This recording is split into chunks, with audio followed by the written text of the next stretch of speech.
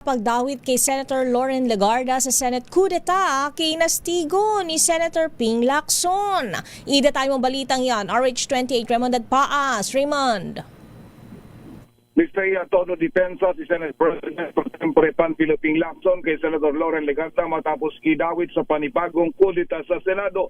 Tinawag ni Lacson na mga malisyoso at sadista ang mga nasa likod ng coup. Dahil matapos silang mabigo na kumbinsin si Senator Legarda na sumama sa kanila upang siyang maging Senate President ay siyang pinalulutang na nagboluntaryo upang mangalap ng dagdag na suporta.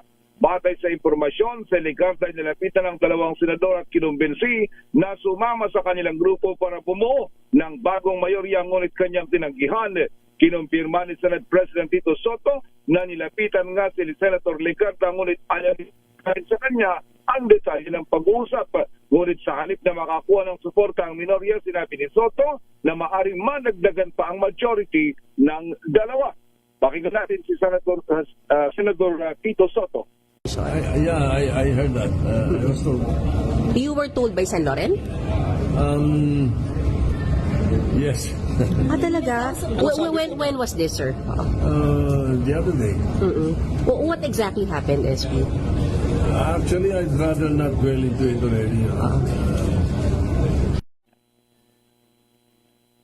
Kahapon ay inamin ni Senate Minority Leader Alan Peter Cayetano na hindi pa nakuha ang 13 bilang ng mga senador para magpalit ng Senate presidency. Ito si RH28 Raymond Paas para sa DZRH, una sa Pilipinas, una sa Pilipino.